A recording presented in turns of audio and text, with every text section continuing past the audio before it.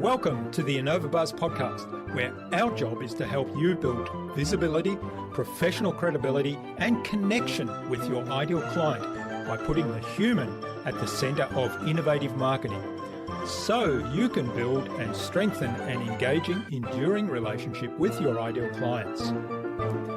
I'm Jürgen Strauss from InnovaBuzz, and I'm honored that you're here with me. If you haven't joined our wonderful marketing transformation community yet, go to innovabiz.co and collect your free gift as well. Do subscribe to the show and also leave a review because it helps others find us. Let's get into today's masterclass on this InnovaBuzz podcast.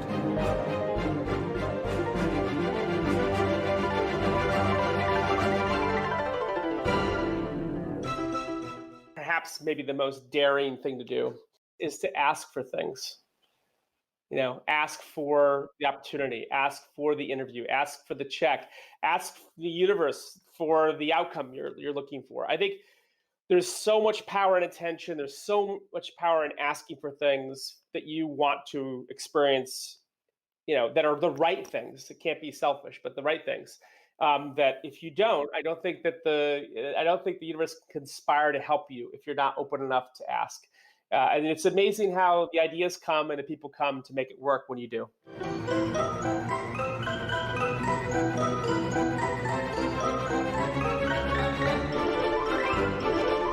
Welcome back. I hope you've had an awesome week so far. If you haven't yet listened to my recent conversations with Lingmo founder Danny May and creativity expert David Chislett, then do go listen in, but only after you've listened to today's conversation. I'm really excited to have on the InnovaBuzz podcast as my guest today, David Kidder, who's an entrepreneur and an angel investor in over 40 companies. He is currently the co-founder and CEO of Bionic, a company that unlocks new growth for the world's most competitive enterprises by leveraging the mindsets and methodologies of venture capital and entrepreneurship. Previously, David served as the co-founder and CEO of Clickable and co-founded the SmartRay Network.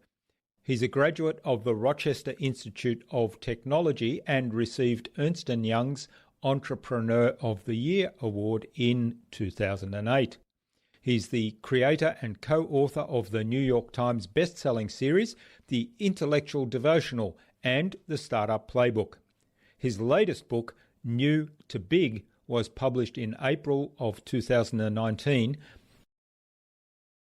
In our discussion today, David talked to me about knowing your proprietary gifts and the need you care most about. We talked about moving from a focus on what he describes as the total addressable marketplace to the total addressable problem. And we talked about an obsessive focus on caring for your customers and the solution to their problems. Without further ado then, let's fly into the hive and get the buzz from David Kidder.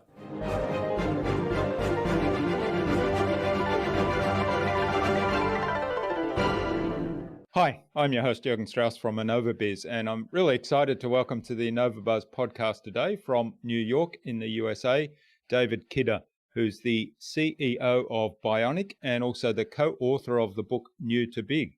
Welcome to the InnovaBuzz podcast, David. It's a real privilege to have you as my guest. Very grateful to be here.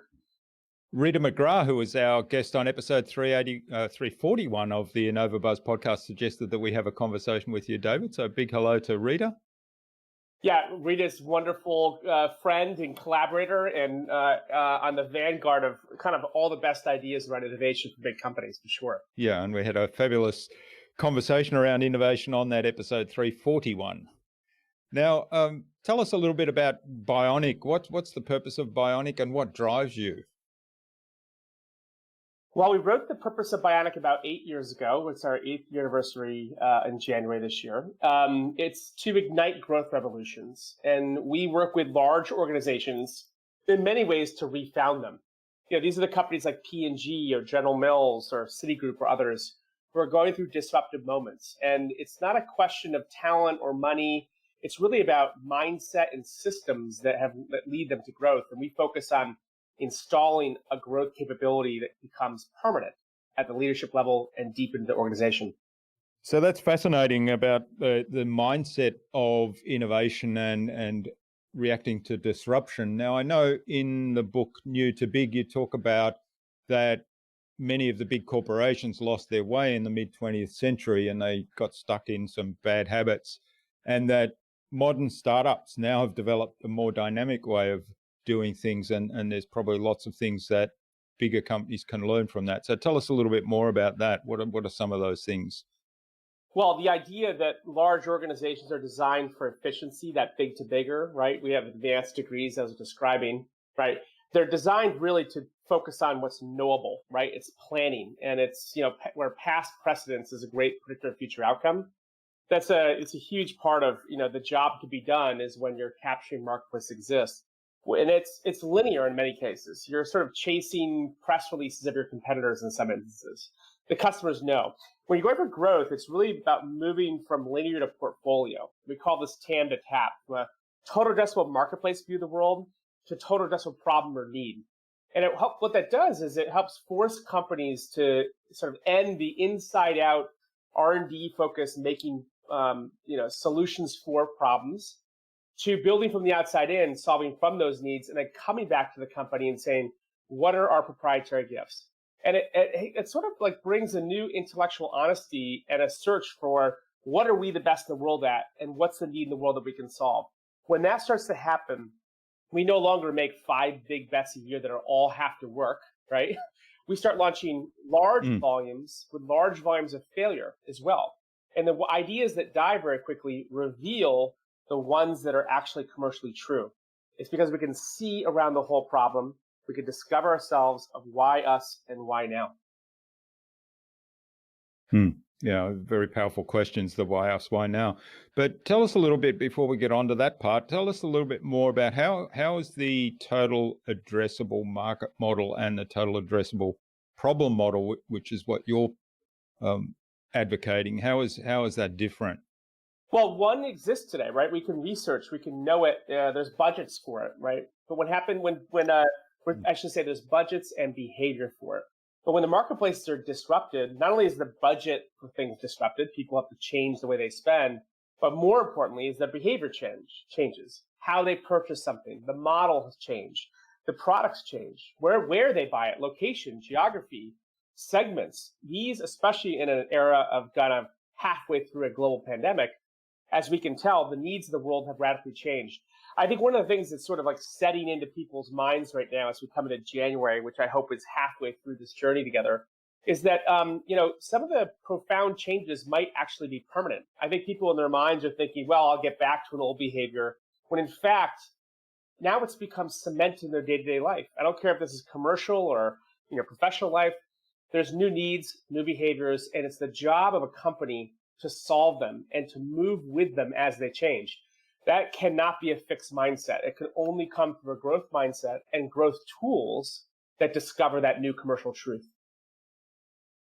Yeah, there's certainly a lot of changes brought about by the pandemic, and it's interesting to see the different approaches some companies are taking to that. And the ones that are being very successful are certainly looking at, well, what are the needs coming out of this now, and where are the things that we can contribute to. So tell us a little bit more about this idea of proprietary gifts, because I think that's the match then, isn't it? If you understand, okay, here's what's changing in the world, here's some new addressable problems that are out there that nobody else is dealing with, or they're not being dealt with adequately.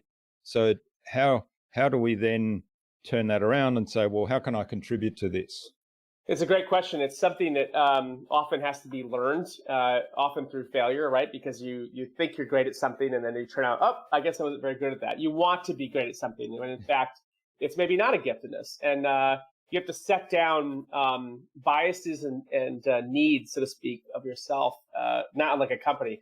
So proprietary gifts are things that are impossible to replicate. They're advantages. In fact, in many cases, they're almost like an unfair advantage. you've been doing something for so long, or you have such scale and or such, impossible to replicate science or technology or marketplace or distribution. There's lots of forms of this.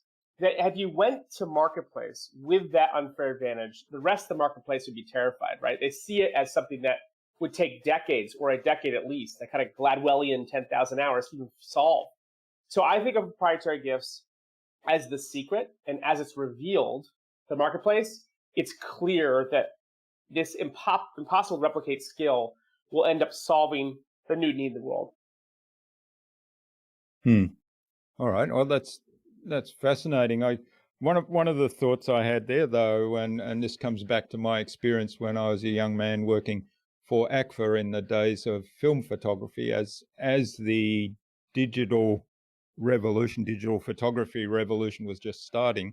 How do you get into this mindset of proprietary gifts, but at the same time avoid the complacency of saying, well, I've got this thing that's impossible to replicate, so I'm just going to milk that for all it's worth, and not look forward and build. In some ways, I mean, there's a view that advocates you should be disrupting your own business models all the time. That might be a bit extreme, but how do you get to the point where you have a portfolio of new ideas that are ready to run when the environment changes or when something changes? I'd be curious at AGFA, do you remember was the global strategy or the strategy of the company at the time when it failed or was disrupted? It was, well, they basically were blindsided by the digital photography. When Sony first released the Mavica into the consumer market, it was pretty poor quality, and it wasn't true digital either. It just couldn't compete with film at all, and they basically got really scared because they saw the potential threat of digital photography, but then looked at the actual quality of what was there at that time and said, oh, this is never going to be as good as film. And then really didn't have a strategy for looking forward and saying, why have these guys invested heavily in launching a consumer product, even though it might not be that good measured against film of the day. And also, there are a whole lot of patents available in the public literature that indicated, that this technology was being rapidly developed to improve. Yeah, I mean, one of the great lessons of startup journeys is that, when you're successful of disrupting a space, in many cases, it has nothing to do with you. It's an outside force, right? You're there, you're right and on time. So no amount of money or your balance sheet or market position can prevent something that's happening to you if you don't want it to. So for example, with the Sony Mavica, which you can buy on eBay now for about $4, it was one of the first digital cameras that came with a 3.5-inch floppy disk with a hard disk you plug inside of it.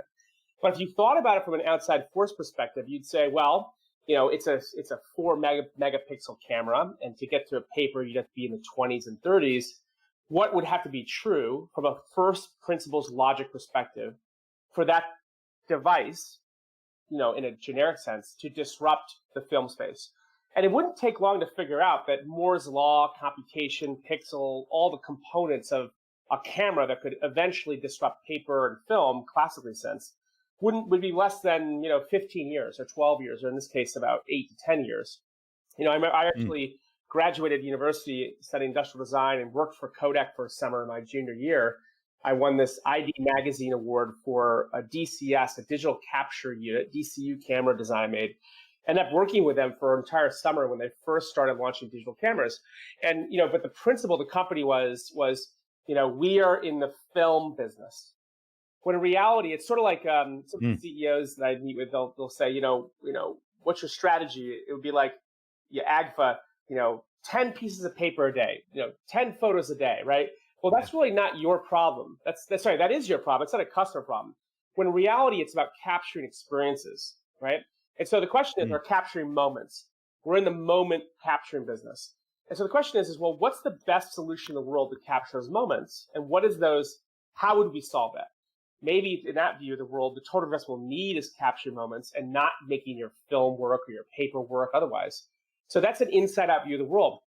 It's not unlike today. I was with a CEO who runs a huge airline, and they're obviously getting massively disrupted because the world of airlines has just gotten smaller. But one of the statistics that's coming out of this is that about 30 to 40% of travel was contributed and will be fully disrupted because people bought tickets for the first meeting. And I would argue that it's the end of the first meeting in business. And so while face-to-face business matters, the first meeting, which is 40% of the revenue, is going away. So maybe they should have been the company to buy Blue Jeans Networks as opposed to having Verizon buy them. Because if you think about the need, it's not the plane, it's not the film, it's not the paper. It's how do we solve that need because we have the right, the permission, the trust to meet that need in the world. But the company needs the permission widely as opposed to making what you have work to solving the problem. And that's the shift from TAM to TAP. What's the actual customer problem from the outside in? Then go back and say, what is our proprietary gift? And I bet they could have rediscovered that and probably saved the company, even if the company was smaller, but at least they would have survived in the same way they had in the past. Yeah. I think I absolutely agree with you. That's a really powerful question to say, what business are we really in, and chunking up and seeing that from the customer point of view, and absolutely at ACFA, the same as your experience at Kodak, we'll just make better films, we'll just make better photographic paper. That's what, they said, we're in the business of making film and paper. Yeah, and if you have a culture or leadership at the very least who can't change the core, at least they can build a new core. In this case, I'd rather disrupt myself than be disruptive. There's a classic kind of good bank, bad bank philosophy, which is, maybe I have a bad bank that I can't fix for a variety of reasons. I should milk that, burn it off, because it's an old behavior, while reinvesting those assets into a new bank that ends up building into the new behavior. And those arcs of those two futures, those two outside forces, one declining, one accelerating, will eventually eclipse each other. But you must be on the right outside force. So going back to growth mindset is, growth mindset is in a way is like lenses, right? You view the world through, right? We look and see something that someone can't see. So the question is what lenses are we looking through? So if you spent hundreds of hours with the best entrepreneurs in the world, you'd probably write a book. It's called The Startup Playbook. I wrote it about 10 years ago. And you ask them, how do you bet your life? Elon Musk, Reid Hoffman, who wrote the foreword of the book, Sarah Blakely of Spanx fame. How do you bet your life? And if you listen carefully, they would say any great disruptor bets their life through the following 5 lenses. And we'll dig into this later, but I'll just tell you up front. The first is proprietary gift. Why you? What's the secret? Unfair advantage, impossible to replicate skill. Number 2 is extreme focus, right? One problem, one solution, not 10 options. Optionality is the enemy. It's about discovering what is the right one. And the third is you got to build painkillers, not vitamins. Been saying that for 10 years and the last 2 are about execution. You have to over-index and over-invest in the one thing that creates a 10x outcome. You can be 10 times better than anybody else in the world that thing. And lastly is you got to build monopolies, hooks and barbs in customers so they can't leave within 3 years. So if your idea, both by intent, giftedness, and execution, lives and survives through those lenses, in the first 3 years, you typically have a position that will scale. Not all businesses sought past those 5 lenses. They don't need to, but those first 3 must be true. Yeah, it's fascinating. The extreme focus. I think that's something that I'm seeing really clearly. When I focus really intensely, then all of a sudden things start to happen a lot more. It's kind of almost counterintuitive. The more narrow you focus, the more wider you cast your net of people that are attracted to what you're doing. But the painkiller, not vitamins. Tell us a little bit more about that philosophy. Well, it's fun because that idea is now being more widely quoted over the last decade, but it comes from a couple conversations. But it means that you want to be solving chronic, lifelong, malignant customer problems. You don't want things that are perishable. You try it once, you set it down. And so you want something that is really something that you can solve repeatably and become the best at. So if someone tries your offering once and never returns to it or doesn't want to pay for it, it's very hard to get the cycles in the business to be able to perfect something and be the best. And it's not unlike focus either. I mean, the more options you have is the enemy, right? The more things you do, the more mediocre you are. You have to have night and day obsession, conscious, subconscious, waking and sleeping, so you can ruminate and let your brain in its quiet hours and its waking hours solve a need. And that is not, without focus, if there's too many options, you never get to that pain. You never get to a customer who keeps repeating it. In a way, a repeating customer is a type of focus on your solution because they keep coming back to it. Those cycles redeem execution in revolutions that allow you to prove it and perfect it to be able to win a whole marketplace because you're focused. Yeah. All right. Well, as we kind of look at those customer pain points and looking at how can we take away that pain as a focus, what's the role? You mentioned it earlier in the conversation, rapid experiments, and what's the role of rapid experiments and also embracing failure? Well, success is a bad educator. So you always learn 10 times as much through failure to success. That's a truism, at least in my life. Eric Ries has really pioneered the whole lean startup movement. And it's great, but I think you need lots of pieces to make this work. We like to refer to it as validation, but that whole build, measure, learn model is really something that's really is as much about the cycles of learning as it is forcing you to go back and really think through first principles logic of how to solve something, right? Is to do the tear down of the pieces, the assumptions, so you can reassemble them into what is possible. Right down to like the cost of goods, to the cycles of revolution. You need something that helps you to discover a truth as opposed to make it true. And validation, lean, is really a great tool set that allows you to iterate and experiment so that you can actually get a customer to reveal their intent. So you go out and talk to them in the beginning, and then you go back and make something. That's a survey, that's an interview, et cetera, classic more ethnography. But when you're dealing with experiments, the thing that gets revealed is customers' behaviors. It's the do versus say. That's where the commercial truth lives, right? Because the one thing that doesn't lie when you look at the truth is behaviors. Behaviors don't lie. So we want to really use experimentation so that a customer who doesn't even know they need something, and even being in a different way, can reveal themselves and their intent through the behaviors through a process that often may disrupt themselves whether they know it or not. Sometimes they can't even tell you. Yeah.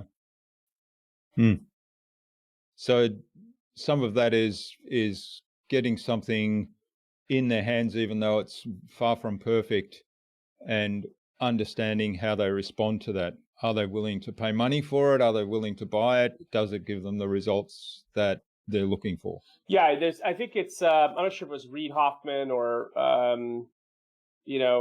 Sam Altman of Y Combinator said, if you're not like horribly embarrassed by your first product, you're not moving fast enough.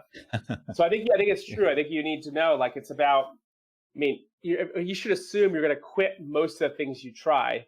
So you want to get to like the signals as fast as you can, not perfect answers, like good enough. The idea is becoming less broken as you move forward. So it's about lots of experiments, but doing them quickly, and also the learning part. Yeah, if you look at the stages of venture, the investment stages, seed rounds, A rounds, B rounds, C rounds, each one of those stages is another funding gate, right? So it's sort of like engendered life. I will continue to invest if this becomes true. They're not trying to solve the whole business. They're trying to like not die, right? That's the whole purpose of the first couple of years is, how do I not die, right? And how do I meet that future? How am I not dead when the future shows up and this outside force shows up? So what's interesting is that, you get the stages of, a business becoming undead in a way is signals, right? Behavioral signals that turn into exchange of value, which are indicators. Some could be like, behavior of logins or engagement. Some could be revenue, right? Contracts. And those indicators, really not all are equal. So you want to find the one or two that matter. I call them the God metrics. So going from signals to indicators to the God metrics, and then become the actual metrics of the business that you scale. And by then you're in your B or C round, which is, we've now constrained the business. So we get our rapid cycles of learning in the beginning, and then we release it once we know what is the one or two metrics that make the whole business true. Yeah.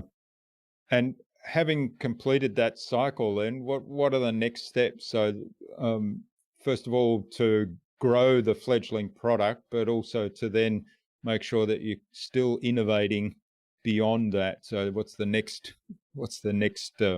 innovation? Well, one is I'd make sure that I stayed obsessed with the problem and not chasing my competitors' press releases, which is important because you should be aware of it, but just not, when you're really focused. One of my former investors used to say that, competition is for losers. It's more valuable to create a marketplace and call people into it than chase other people's marketplaces. So, build a one-on-one company in the world that cares more, basically. But also in those stages, getting the business right means that, you have to set down old truths. So you have to be a learning culture. You can't just be, continue to, flog what you have worked for the last. And the reason why that is because what I've learned, and I think this is common amongst VCs, is that, in the beginning, a lot of the first revenue streams are often the wrong revenue streams, right? The first arc looks like it's going to scale, but it's really the second arc of revenue that makes the business work and grows it the fastest. And so, you need to be prepared for that because, it's part of the evolution of how customers evolve is that you can't just solve part of the problem, you have to solve the whole problem, which means model innovation is going to matter. All sorts of components are going to matter in making the business work. Yeah. So again, it comes back to focusing on that, what the customer problems are, the total addressable problem model. Yep. And at the same time, also being really obsessed about the success of the customers. Yeah, I mean, ultimately, that's their signal is that they're actually experiencing success, and you're getting rewarded for a small part of that. I think a good ratio is sort of, you're keeping 10% of 100x return or 10 times the return based on what they're paying you. When you have that type of value, you're indispensable. Yeah, 10x.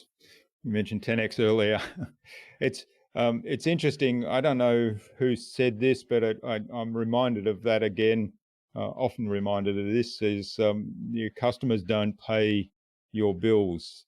Oh, sorry, your competitors don't pay your bills. Your customers pay your bills. So why are you focusing on the competition so much? Right, and it's all. I think I have personally experienced is that whoever cares the most wins most often.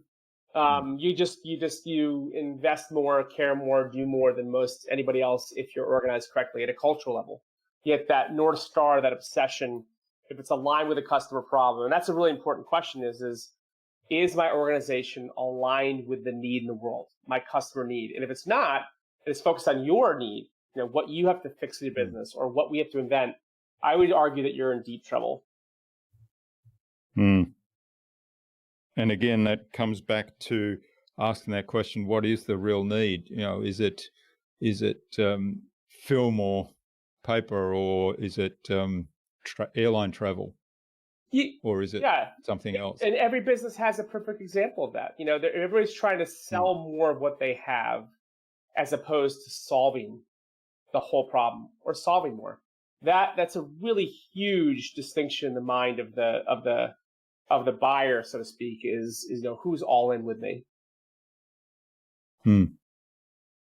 All right. Well, let's switch gears a little bit and talk about Bionic, and in particular, because you mentioned the example of the airline and the impact of the pandemic over the last, it's over 12 months now as we record this. So how did you at Bionic handle the pandemic, and what have you taken out of that? What lessons have you taken out of that? Well, we took it really seriously. We're over a $20 million service company, bootstrapped for the last bunch of years. So, with no one behind you. And I've raised a lot of venture capital, built SaaS companies prior to this and service companies. But this one was unique is that we were the only investors. And so you have to take that very seriously. I would say that what I did was, as a CEO, is we organized a pre-mortem as a team in March. And we asked the question to the leadership team, why did Bionic fail? And so we started on December 31st, just a couple weeks ago. We looked back and we said, why did the company fail? It's a burning question. And we started to break down that reflection into about 3 or 4 critical areas of the things that we theoretically did not do. And then we started to map out how to solve those risks. And we built teams around them, and we worked night and day, 6 days a week, 6, 8, 10, 12-hour days sometimes, to be able to de-risk the business around those key pillars of risk. And, recognizing that sometimes the outside forces are so great you can't affect them, but you can control the decisions you can make.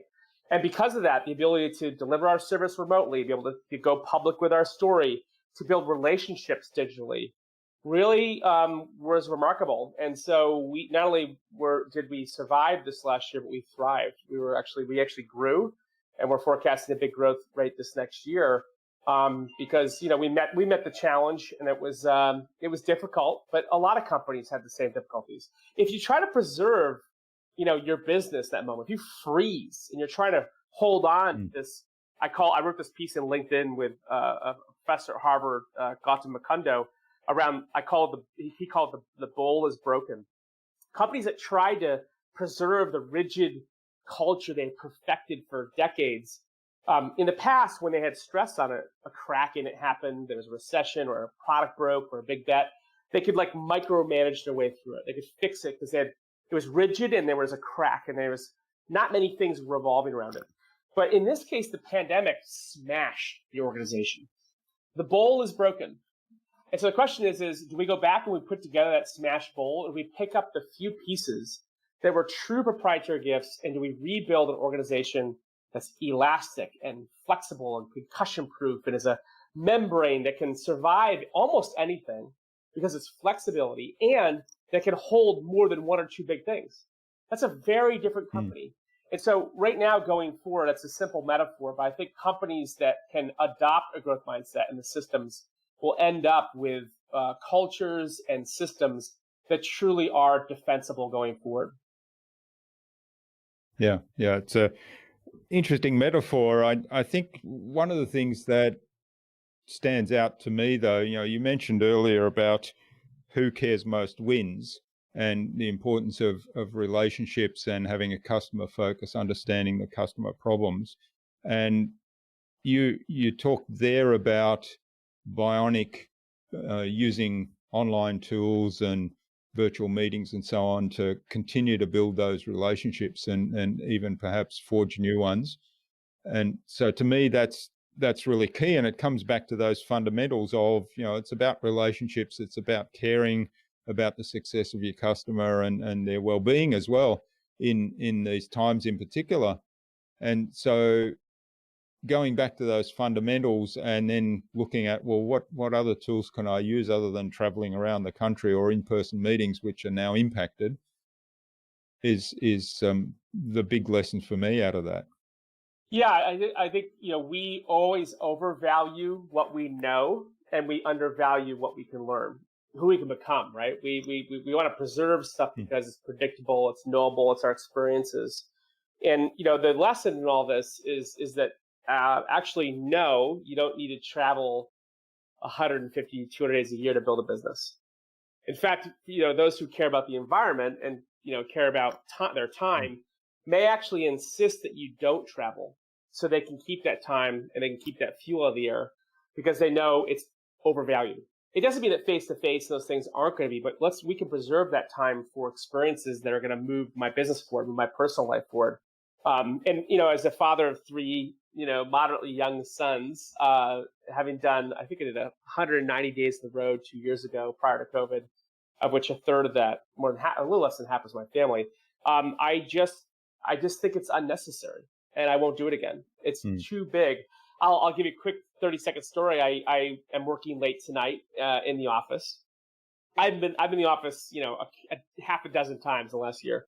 And my middle son, Steven, came to me last night, and he said, are you home tomorrow? I said, no, I'm going to go to the office. I've gone 3 times this year. He goes, oh, really? He goes, because I really love having you around. And he gives me a hug. I'm always here. I was like, I'm going to the office once in a year. And you're like, we're not home? And it just goes to show you, how important that glue is, and how much I was never around by comparison. So I personally will never go back for that exact reason, the lesson that Steven just taught me last night. My business is fine. my kids are healthier, and my life is fuller because of it. That's beautiful. That's a beautiful example. And as someone that in the corporate world years ago used to travel 30 to 40% of my time internationally and was often away for important things with my kids, I can certainly relate to that. Now, of course, that was before the internet, a lot of that travel time. So it's a lot easier these days to substitute the travel with technology that can still build those relationships and show that you care about customers at the same time as having that really close connection with family that's so important. Absolutely true. I think again, relationships are always better in person. I think we recognize there's the energy in a room, there's literally the dimension of people that matter, ambient learning, the collisions, all those things. But I think getting it balanced right, I think, is really our path forward. And sitting with this change. I think people are kind of halfway through this pandemic in their mind, but we may be living with COVID or some version of it forever. I think the decisions that we're making now, we kind of have to start making them. We're now, this is a new permanence and a new. I think it's a new weight, so to speak, in this chapter that I think people are starting to set in. Like, okay, this could be another year. This could be another chapter. And I think these new behaviors are going to be cemented as permanent in their lives. What's your view on the impact that people traveling less and finding a different balance between in-person meetings and remote virtual meetings, the impact that that's going to have on the airline industry? And the other one that I think about quite often is what you mentioned. You might come into the office once or twice or three times a month as opposed to every day. How is that going to impact on commercial office space and that business? I would say, listen, I think there's people who are, catastrophically predicting, permanent change for travel, business travel and business real estate. I guess it depends on what you think is catastrophic. Is that 10%? Is that 60, 80? My guess, and I've done a fair amount of reading just in aggregate in a generalized way, is I would bet that 40% of travel goes away. Is my guess. I think it'll be more than in the past. 30% would be travel for recreation and experiences, and the rest would be business. Would otherwise, I think we'll do more travel for experiences because we can work anywhere, and a lot less business travel. So I don't think we'll be traveling less. I think it'd be more experiences because we work anywhere, but less for business because we can work anywhere. So that's the point. But in aggregate, it'll be much less. I think it's true for the office spaces. I mean, you can grab space anywhere in the world today. But I don't think you need permanent assets. I mean, we have a huge space in New York, which I'm sitting in now. We just built 2 years ago, 24,000 square feet, and we're going to go to a lab now. So half the space, but we're going to start thinking that, because I personally don't want to be coming to work 5 days a week, but I will come 3 or 2. Or when I'll concentrate my calendar, I'll start blocking things out, which I'm already doing, because I do want to be around people and I want to do it. I do want to have this experience, and also I love my kids, but also it's hard to get work done. There's a balance though, but I won't be doing anywhere near the community and traveling I've ever did in my career again, ever. Which is a gift. All right. Yeah, it is. Yes, that's right. Because one of the things I always responded to people in the days when I was traveling so much, people said, "Oh, you're lucky, you've got this fabulous dream job, you're traveling all over the world, seeing all these different places." And I said, well, I spend probably hundreds of hours standing in queues to check into hotels, to check into airline flights, to go through security. And then when I get to this wonderful new country, I spend all my time in meetings, and yes, I meet lots of interesting people, but I don't get to see anything outside of those meetings. Exactly. It's all work. It's all work. And the amount of time that I'm spending, just dead time, where I'm in the air, at least I can do something when I'm in the air, but on the ground, standing in queues, waiting to check into a hotel, waiting to check into the flight, going through security, the connections. It's enormous. It's the energy. You have a limited set of energy and time, and you have to apply it. And then, now that I'm doing, we're all doing, 8 hours a day on Zoom, we are in a way traveling into people's lives. But we were able to do it, Yeah. I don't know, 5 times faster. And so I think the key is that, I think what leaders also need to do is to not create FOMO, fear of missing the office. I think that this is, a gender equality issue. It's a culture issue that, when, the first person to take an in-person meeting is going to have an advantage. Well, can you be in the office and still be a leader? Can you be out of the office and still be a leader? Can 2 people have a career in the home where the mother or father doesn't have to trade off of being at the office or at home and still have the same effective outcome? Think of all the equality imbalances, economic imbalances, all the lost talent opportunity because someone was forced to be at work when they can work anywhere. I mean, this is truly one of the things I think is going to be most extraordinary. So as a CEO, my business is small, but I hang out with a lot of, huge CEOs.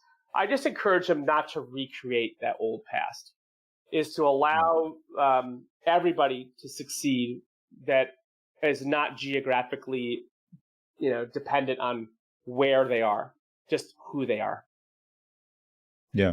Yeah, I think that's a really important point. One of the things that I've always said about remote working and remote teams is that it opens up the possibility of a much bigger talent pool and access to, skill sets and people and personalities that you wouldn't have if you're geographically bound. But the other point, of course, is the more equality as well in terms of gender, with, for example, mothers staying at home that can continue their career because they don't have the separation from their children or the travel times and that we talked about earlier and so on. And also the different, access to different countries and different groups. Yeah. So my wife has a company called genderfair.com, and they focus on gender equality in organizations, kind of like fair trade, but for women or gender. But this is a real issue. And I think it's a huge opportunity for people to make significant permanent change with the tools that we have. And, my company's fairly diverse, about 40% BIPOC and 52 or 55% female. And my co-founder is an amazing woman. And I think these are things that, even though we're small, 50, 60 people, we could still affect a lot of lives. We lead a leveraged life. We can impact a lot of companies who can make the same decisions. And let's use these platforms to promote those ideas. Great. Well, exciting times ahead. I agree. All right. Well, I think it's, I'm just watching the time here. I think it's a good point now to move on to the Buzz, which is our innovation round, and it's designed to help our audience who are primarily innovators and leaders in their field with some tips from your experience. So I've got 5 questions. Hopefully you'll give us some really insightful answers and inspire the listener to go and do something awesome today as a result. Okay. So what do you think the number one thing is anyone needs to do to be more innovative? Have an abundance mindset, non-zero, as opposed to zero sum. Yeah, non-zero mindset. Yeah, and we've talked about that quite a bit here. So asking questions like, what business am I really in? What's the real problem of my customer? How can I care more about them than anybody else? I agree. The world's big. All right. What's the best thing you've done to develop new ideas? I keep a 5-minute journal that I open and close my day with, and it has 3 questions about, what am I grateful for? What surprised me today? And then my third is typically, the asks of the universe or God, whatever you believe in. And within that, I inevitably ask for ideas, and it's amazing they come. And so you start to look with intention. So it's even if you have a rough day or a couple rough weeks, sometimes it's hard to figure out where you are in the journey. That 5-minute journal by beginning of the day helps orients me that I'm making progress, even when I can't feel it. So you have some set questions that you ask yourself, and then you write write Yep. the answer. Those 3 questions, morning, AM and PM, it takes 5 minutes each, but it bookends your day so that even if you have a bad day, you know you began and end in a place that's where growth can be experienced as opposed to feeling lost sometimes. Sometimes it's a tough road no matter what. Love it. All right. Now, do you have a favorite resource you use most often? My favorite resource is a website called Quora. It's a question and answer site. I love it. I'm addicted to it. There's so many great questions. There's so many great ideas in learning. And you could dig into almost any topic and get expert advice or just, even random advice. But it's a wonderful, wonderful tool and it's inspiring. Yeah, I come across Quora quite a lot when I'm asking questions on the internet. So it certainly is. And it's a peer-to-peer thing too. Oh, I love it. You can, awesome. First of all, we talked about identifying customer problems and digging deeper into those. And certainly people post questions on Quora because they're having a problem with something. So you can kind of get a sense of what's on people's minds. Right. And then, of course, there's lots of people that answer the questions. Yes, it's fun. You could also track the really crazy topics, and I do that too. So it's a lot of fun. All right. What's the best way to keep a client on track? When I wrote The Purpose of Bionic, it was to ignite growth revolutions. And I used to think about that in the context of like new startups or, the economic impact. But the reality is it's, my business and what I get excited about is just that question is the interior life of the leader. It's about permission.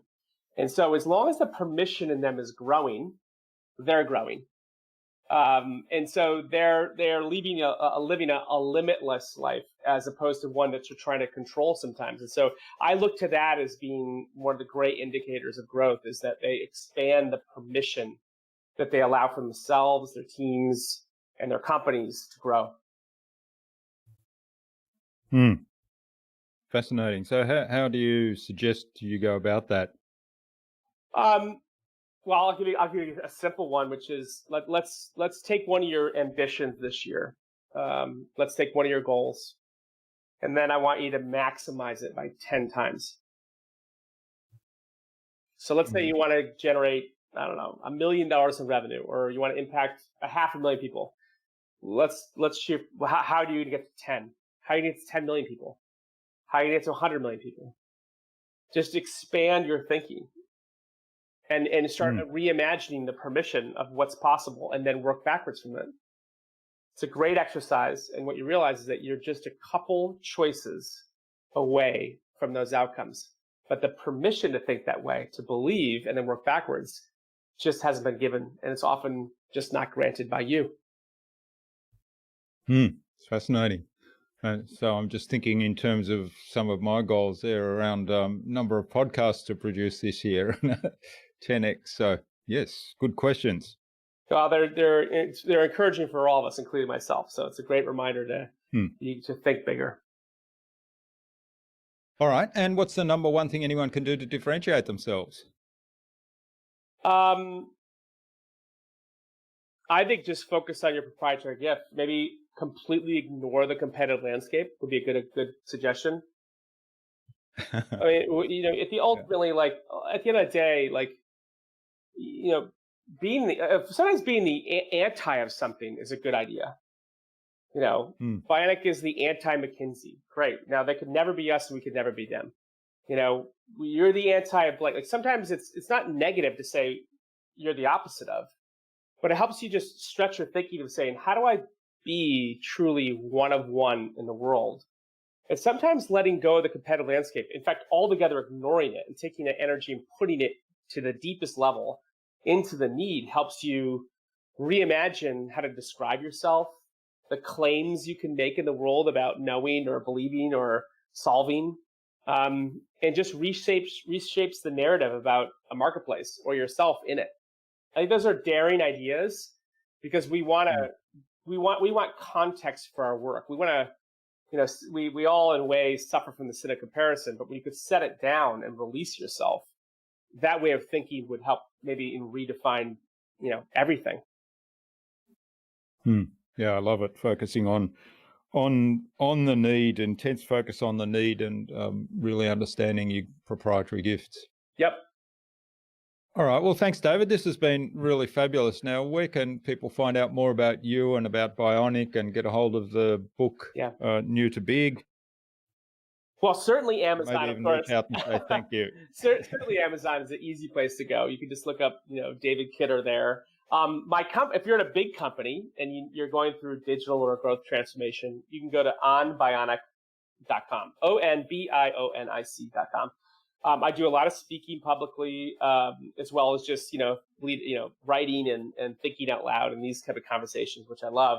And those are at davidskidder.com, davidskidder.com. So listen, I'm the same, humble learning journey that everybody else is, and trying to contribute where I can.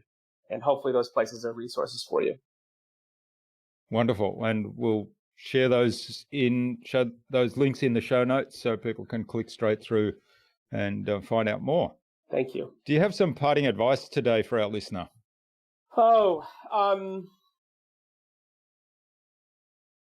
I've been thinking a lot about how to lead, through this journey. And what I've arrived at is this idea that in the absence of a map of the future, in the absence of control planning, there's really only two things that can guide us right now. One is our purpose, the North Star. You need to know why you're doing something. It matters more than ever, because you have to be able to indefinitely work with sometimes a lack of control and a lack of definition of where you are. So that has to lead you. So why matters, the purpose. And secondly is that you have to be able to start your day over again each day. And that is really being able to know yourself and your priorities well enough to choose the next right thing. And then be able to set it down and rest and be restored. That's how the Navy SEALs survived the great test of their life as a rolling crisis. It's not to be controlled. It's not to be predicted, because that's what saps your energy. It never lets you rest. And rest is really the key, is to be able to know what you control, know what you know, and leave the uncontrollable, unknowable things outside those boundaries, making the right choices of each day, beginning anew with fully rested into your purpose. So into your purpose and doing the next right thing, I think, are the key for the second half of the pandemic. Yeah, I love it. And knowing your purpose, I mean, there's lots of learnings there, I guess, from your exercise that you mentioned earlier about the journaling, that people can dig into what is it that really drives me and what's my purpose. And also then I really love the idea of, release the worry. Don't worry about what you can't control, and focus on what's the next step to move you forward towards that purpose. I'll share this last thing, because I know we're over now, but here's perhaps maybe the most daring thing to do is to ask for things. Ask for the opportunity, ask for the interview, ask for the check, ask the universe for the outcome you're looking for. I think there's so much power in attention. There's so much power in asking for things that you want to experience, that are the right things. It can't be selfish, but the right things. That if you don't, I don't think the universe can conspire to help you if you're not open enough to ask. And it's amazing how the ideas come and the people come to make it work when you do. Yeah, I love it. And again, I've got another quote, but I don't know who said this one either. It's if you don't ask, the answer is always no. That's right. That's Michael Bloomberg's law of success, which is ask for the check and shut up. Okay. You'd be amazed what happens. Love it. All right. Now, finally, who else should I get on the show and why? Well, one of my favorite entrepreneurs is Seth Besmertmek, who's the founder and CEO of Conductor, and he's an amazing human being.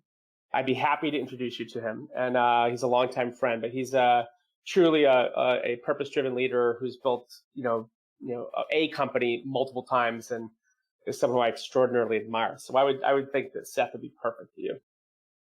All right. Well, that's wonderful. And we'll take you up on that offer of an introduction and reach out to Seth and bring him on the show as well. Awesome. So thanks so much for sharing your time and your insights with us so generously, David. I've really enjoyed our conversation today and learnt lots of new things. I've got heaps of notes here that will turn into show notes for this episode. I wish you all the best for the future, and let's stay in touch. Awesome. Very grateful. Thank you.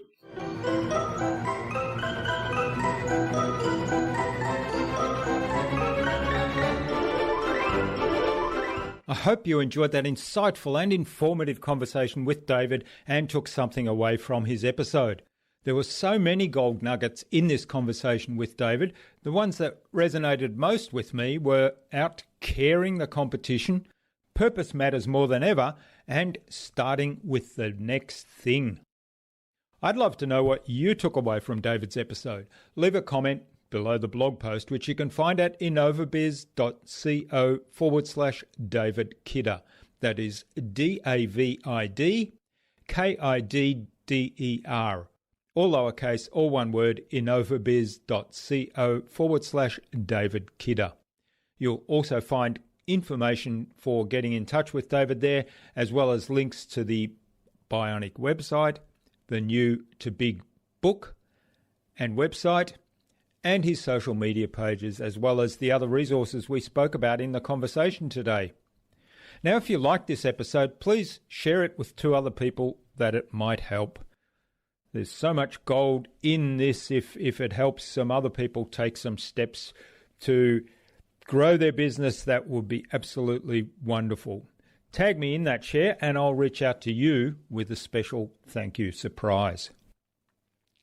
David suggested that we have a conversation with Seth Besmetnik, co-founder of Conductor, on a future InnovaBuzz podcast episode.